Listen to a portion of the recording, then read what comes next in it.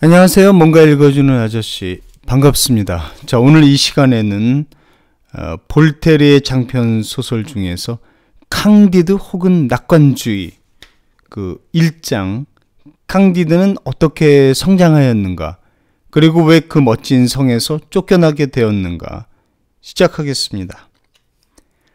베스트팔렌의 툰더텐드론 그 남작의 성에 성격이 매우 유순한 젊은이가 살고 있었다. 생김새도 마음씨처럼 온화했다. 캉디드라는 이름은 여기서 연유한 것 같다. 프랑스어로 캉디드는 순박하다라는 뜻이다.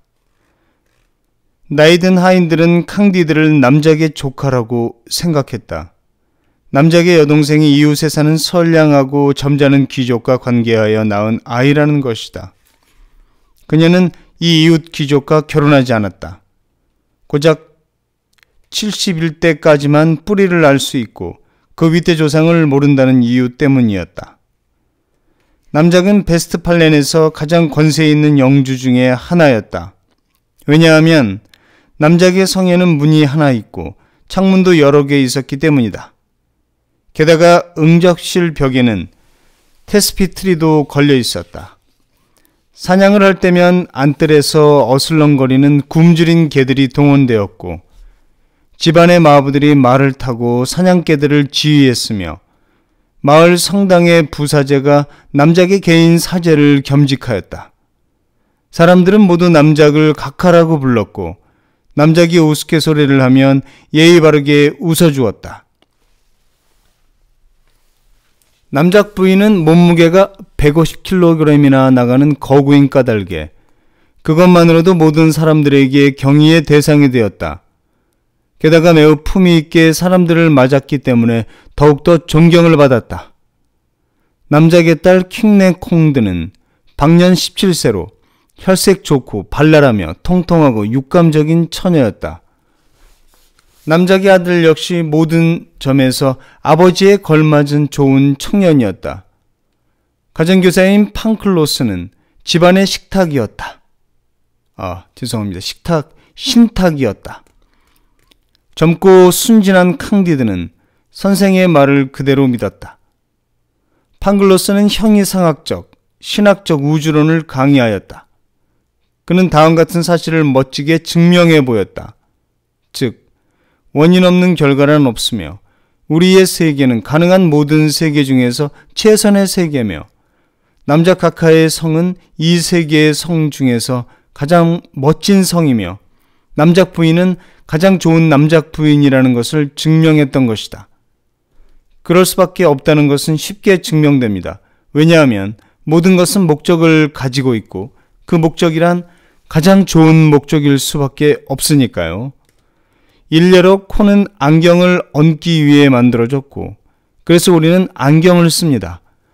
다리는 양말을 신기 위해 만들어졌고 그래서 우리는 양말을 신습니다. 돌은 원래 성을 짓는 석재로 쓰이기 위해 생성되었습니다. 그래서 남작 각하는 멋진 성을 소유하고 있죠.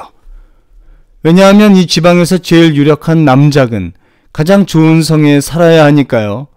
또 돼지는 식용으로 쓰이기 위해 만들어졌습니다. 그래서 우리는 1년 내내 돼지고기를 먹습니다. 그러니까 모든 것이 좋다고 말해서는 안 됩니다. 모든 것이 최선이라고 말해야 합니다. 캉디드는 열심히 들었다. 그리고 순진하게 그 말을 믿었다. 그도 그럴 것이 그의 눈에는 퀸네공드는 매우 아름다웠기 때문이다. 물론 그는 그런 말을 입 밖에 낸 적이 없었고 또 그녀에게 말할 배짱도 없었다. 그저 그는 믿을 뿐이었다. 이 세상에서 최선의 행복은 툰더텐드론크 남작으로 태어나는 것이고 제2의 행복은 퀸네공드 양으로 태어나는 것이며 제3의 행복은 그녀를 매일 볼 수 있는 것이고 제4의 행복은 지방에서 가장 훌륭한, 따라서 이 세상에서 가장 훌륭한 철학자인 팡글로스 선생의 강의를 들을 수 있는 것이라고 말이다. 어느 날 퀸네공드는 사람들이 공원이라고 부르는 작은 숲속길을 산책하다가 덤불 사이로 팡글로스의 모습을 훔쳐보게 되었다. 그는 남작 부인의 몸종인 예쁘고 온순한 갈색머리 처녀에게 실험 육체 물리 강의를 하고 있는 중이었다. 퀴네공드는 과학적 호기심이 많았기 때문에 숨죽이고 실험을 지켜보았다. 여러 번 반복된 실험을 관찰한 덕택에 그녀는 박사의 충족 이유와 원인과 결과를 분명히 알게 되었다. 그녀는 매우 동요되었다. 그녀 자신도 팡글로스처럼 학자가 되고 싶은 욕망에 사로잡혔다.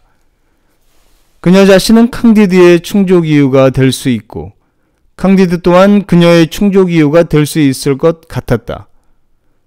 성으로 돌아오는 길에 캉디드를 만난 퀴네공드는 얼굴을 붉혔다. 캉디드도 얼굴이 벌게졌다. 인사를 하는 그녀의 목소리가 떨렸다. 캉디드도 인사를 하였다. 그러나 자기가 무슨 말을 하고 있는지 모를 정도로 얼이 빠져 있었다. 이튿날 점심 식사 후에 일이 벌어졌다. 모두들 식당에서 나갈 때 퀴네공드와 캉디드는 병풍 뒤에 남게 되었다. 퀴네공드가 손수건을 떨어뜨리자 캉디드가 주워주었다. 그녀는 순수하게 그의 손을 잡았다. 청년은 순수하게 처녀의 손에 매우 열렬하고 다정하고 우아한 키스를 하였다. 그들의 입술이 맞닿고 그들의 눈에 불꽃이 일었다. 무릎이 후들거리고 엉뚱한 곳에 손이 갔다. 그때 툰더 텐드로크 남작이 병풍 옆을 지나다가 이 원인과 결과를 보고 캉디드의 엉덩이를 발길로 차서 성에서 내쫓았다. 퀴네공드는 기절하였다. 그녀가 정신이 들자 이번에는 남작 부인이 그녀의 뺨을 때렸다. 최선의 성 중에서도 가장 멋지고 쾌적한 이 성이 단번에 혼란의 소용돌이에 휘말렸다. 자, 여기까지 1장이었고요. 자, 두 번째 2장. 캉디드가 불가리아 군대에서 겪은 일. 지상낙원에서 쫓겨난 캉디드는 오랫동안 정처 없이 걸었다. 세상에서 가장 아름다운 남작 따님이 있는 이 세상에서 가장 멋진 성을 돌아보고 또 돌아보며 흐느껴 울고 하늘을 우러러보았다. 그러다가 결국 허기진 채 밭고랑 사이에 쓰러져 잠이 들고 말았다. 그 위로 한방눈이 내렸다. 이튿날 그는 퍼렇게 한 몸으로 발트베르크 호프, 트라프크, 디크도르프라는 이웃 마을을 향해 걸어갔다. 수중에는 땡전 한 푼 없고 배는 고파 죽을 지경이고 몸은 천근만근 무거웠다. 그러다가 어느 선술집 앞에서 힘없이 멈춰섰다. 그때 푸른 옷을 입은 두 남자가 그를 보았다. 그중 한 명이 자기 동료에게 말했다. 저걸 좀 봐. 체구가 적당한 젊은 친구가 있어. 그들은 캉디드에게 다가와서 공손한 태도로 점심을 함께 들자고 청했다. 캉디드는 매우 겸손하고 예의 바르게 말했다. 나리들, 영광이지만 저는 수중에 가진 것이 없어서. 아, 당신 용모와 체구에다 당신 같은 자질을 갖춘 사람은 돈 낼 필요가 없습니다. 아마 키가 165cm 정도 되죠? 네, 나리. 맞습니다. 캉디드는 절을 하며 대답했다. 자, 선생, 이 식탁에 앉으시오. 물론 식사비는 우리가 내겠습니다. 어디 그뿐입니까? 돈도 드리겠습니다. 당신 같은 분에게 돈이 없다니 말이 됩니까? 인간은 마땅히 서로 도와야 하지 않겠습니까? 옳은 말씀입니다. 그게 바로 팡글로스 선생님이 항상 하시던 말씀이지요. 이제 보니 정말 세상 모든 것이 최고로 잘 되어가고 있군요. 캉디드가 말했다. 그들은 캉디드에게 은하 몇 잎을 주었다. 캉디드는 차용증을 써주려 하였으나 그들은 절대로 받지 않겠다고 하였다. 그들은 함께 식탁에 앉았다. 당신이 무척 사랑하는... 네. 나는 퀴네공드 양을 무척 사랑합니다. 아니, 내 말 뜻은 그게 아니라 당신이 불가리아 왕을 사랑하느냐 하는 것입니다. 아니, 전혀요. 저는 그분을 한 번도 본 적이 없는걸요. 아니, 그럴 수가. 그분은 세상에서 가장 훌륭한 왕이십니다. 자, 그분의 건강을 위해서 건배합시다. 아, 좋습니다. 캉디드는 건배하였다. 그만하면 되었어. 이제 당신은 불가리아 국민의 수호자며 기둥이며 영웅이 되어서 당신에게는 부와 명예가 보장되었어. 그들은 곧바로 캉디드의 발에 족쇄를 채워서 군대로 끌고 갔다. 그들은 캉디드에게 우양우자양자를 시키더니 총을 올렸다 내렸다 하게 하고 땅에 엎드려 총을 조준하고 사격하는 훈련을 시키더니 쟁걸음으로 걷게 하고 30대를 때렸다. 다음 날 그는 훈련을 조금 덜 받고 20대만 맞았고 그 다음 날에는 10대만 맞았다.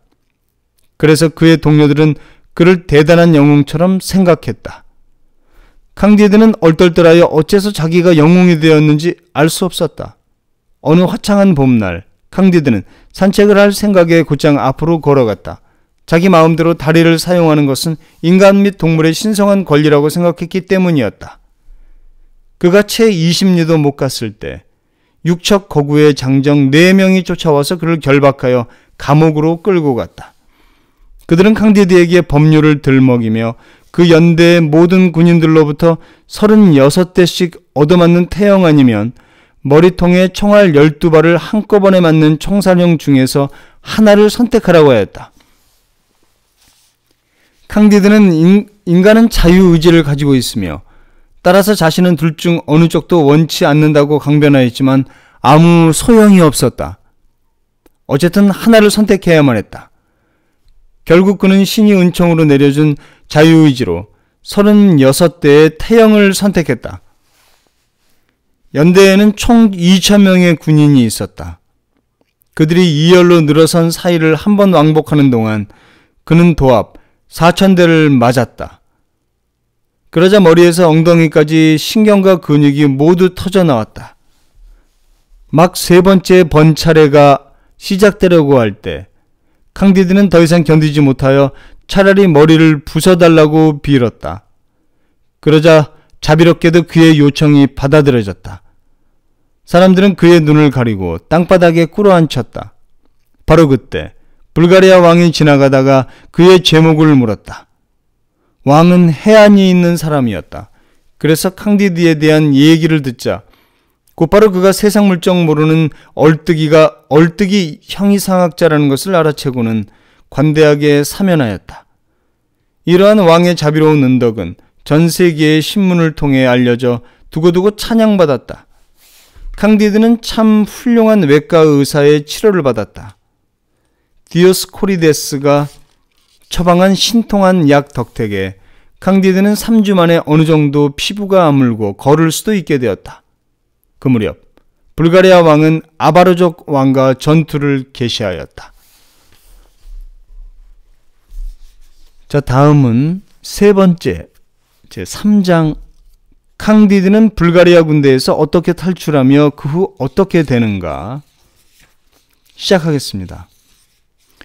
두 나라의 군대는 너무도 멋지고 민첩하고 찬란하고 질서정연하였다. 트럼펫과 피리와 오보에와 북과 대포 소리가 어울려 멋진 지옥의 하모니를 이루었다. 먼저 양진영에서 6천여 군사들이 대포에 맞아 쓰러졌다. 다음으로 이 최선의 세계를 오염시키던 9천 내지 1만 명의 악당들이 일제 사격을 받아 제거되었다. 또한 수천 명의 사람들이 총검에 찔려 죽었다. 총합 3만여 명의 사람들이 이렇게 죽어갔다. 이 영웅적인 학살극이 벌어지는 동안 캉디드는 철학자답게 벌벌 떨면서 꼭꼭 숨어 있었다. 드디어 두 나라의 왕이 각자 자기 진영에서 대퇴음을 부르게 하는 동안 캉디드는 다른 곳에서 원인과 결과를 따져보기로 결심하고 그곳을 떠났다.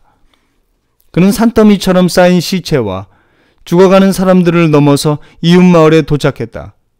아바르족에 속한 그 마을은 잿더미가 되어 있었다. 불가리아 군사들이 공법에 따라 불을 질렀기 때문이었다. 한쪽에서는 전신에 총상을 입은 늙은이들이 목이 찔려 죽어가는 자기 아내들의 모습을 멍하니 지켜보고 있었다. 피가 흐르는 그녀들의 젖꼭지에는 젖먹이 아이들이 매달려 있었다. 또 다른 쪽에는 처녀들이 마지막 숨을 거두고 있었다. 몇몇 영웅들이 자신들의 자연적 욕망을 채우고 난 후 그녀들의 배를 갈라버렸기 때문이었다. 또 다른 이들은 불에 반쯤 그을린 채 제발 죽여달라고 울부짖고 있었다. 도처에 널려있는 잘린 수족 사이를 깨고 머리가 뒹굴고 있었다. 죄송합니다. 너무 놀라서 계속 틀리고 있습니다.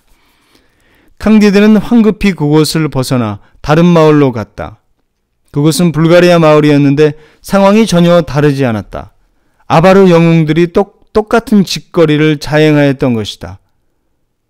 캉디드는 바랑에 든 약간의 식량에 의지한 채 아직도 꿈틀거리는 팔다리를 넘고 폐허를 건너 드디어 전쟁의 참극에서 벗어난 곳에 도착했다. 그 와중에도 그는 결코 키네공두 양을 잊지 않았다. 마침내 네덜란드에 도착했을 때 양식이 다 떨어졌다.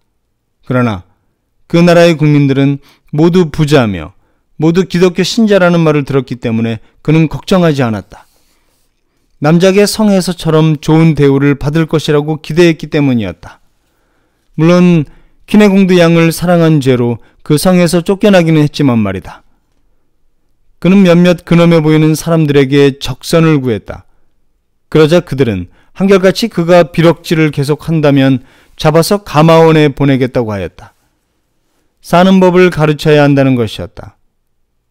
다음으로 그는 커다란 집회에서 1시간 내내 자선에 관해 연설한 사람에게 말을 걸었다.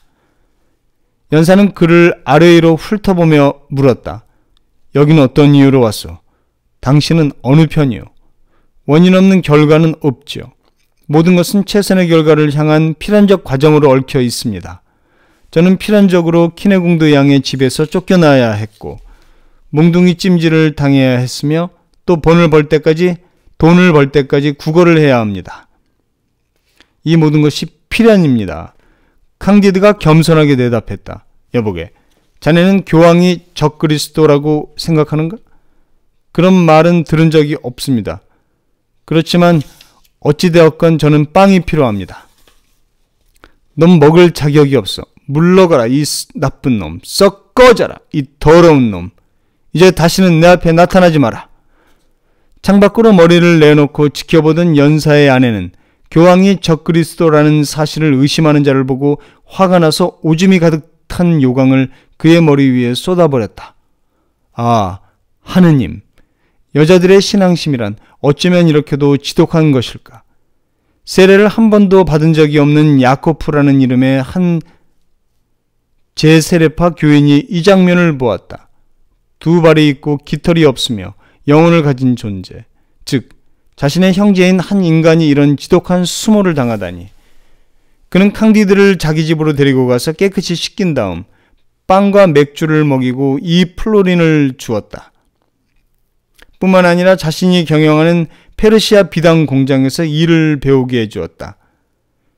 캉디드는 감기에 겨워 그의 발밑에 엎드려 부르짖었다. 판글로스 선생님 말씀이 맞아요. 세상 모든 것이 최고로 잘 돼가고 있어요. 왜냐하면 너무도 자비로우신 사장님의 크나큰 은혜 덕택에 검은 외투를 입은 그 박정한 신사와 무정한 사모님의 일 같은 건 아무것도 아니게 느껴지니까요. 다음날 그는 산책길에 한 거지를 만났다. 그의 몸은 종기투성이었고 눈은 푹 꺼진 데다 코끝은 문드러지고 입은 한쪽으로 돌아가 있었다. 게다가 이빨은 온통 새까맣고 말을 할 때면 코를 킁킁거리고 때로 지독하게 기침을 하였는데 그때마다 이빨을 한 개씩 뱉어내었다.